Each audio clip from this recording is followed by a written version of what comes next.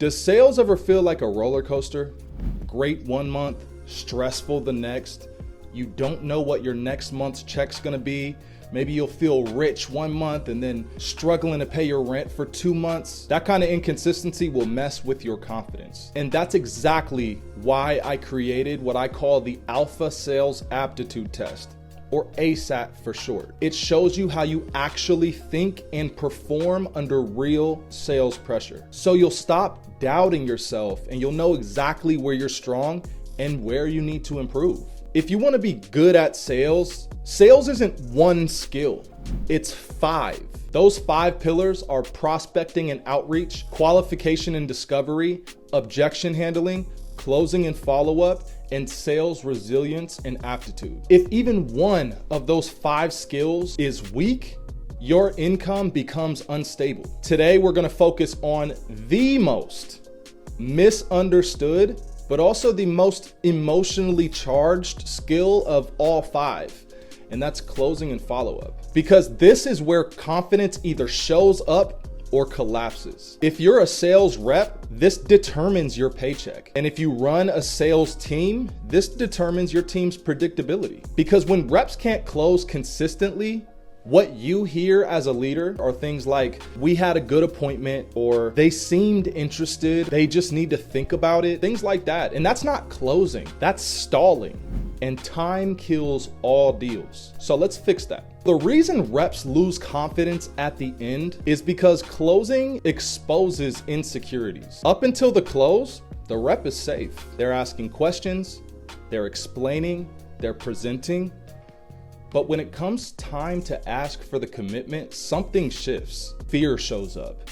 Fear of awkward silences, fear of rejection, fear of losing the deal. So instead of leading, they pull back. They say things like, let me know what you think, or how do you feel about this? Or no problem, you can think about it, just call me whenever you're ready. That language kills momentum. Confident reps don't avoid tension, they manage it. All you need is structure, a solid process that you follow each and every time. So here's the structure I want you to follow. Step 1, summarize the pain. Say something like, so earlier you mentioned you want to update your kitchen because you love to cook, but the way it's currently laid out, it makes you feel cramped and you don't really like cooking anymore. You don't feel motivated to do it. Step 2 is confirm that you got that right. Is that accurate, or did I understand you correctly? Step 3, simply present your solution clearly. Okay, so based on that information, you need this. And by now, you should have built enough rapport to earn the right to say this. They should know and trust that you have their best interest at heart. Step 4, direct them confidently. So let's move forward with this. Step 5, probably the most important part of this structure, stay silent. Silence is leadership. Silence shows certainty. Most reps talk their way out of a deal because they fear silence. They fear feeling awkward. Confident reps and closers, they give the prospect or the client time to process. The first one to speak always loses. If you run a sales team and you're watching this, I have a question for you.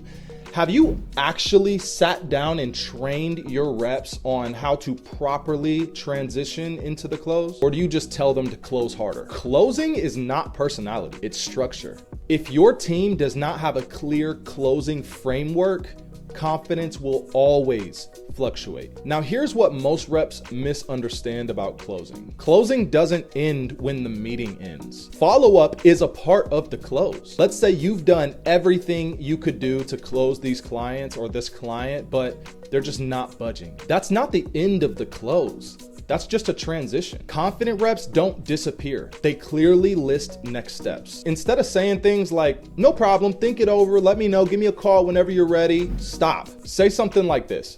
I completely understand. Let's do this. Let's schedule a time for us to circle back on this. I have time either next Tuesday at 10 a.m. or I also have time on Wednesday at 2 p.m. Which of those times would work best for you? This does 2 things. 1, it'll make them choose one of those 2 times, or if they don't do that, then they'll propose a different time for you. It always works 100% of the time. And also, it keeps momentum going. You should never leave a closing appointment if you don't close them without scheduling that second appointment before you leave. Follow up without structure is just hope.